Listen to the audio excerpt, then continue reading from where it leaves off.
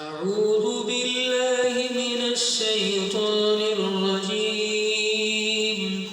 بسم الله الرحمن الرحيم.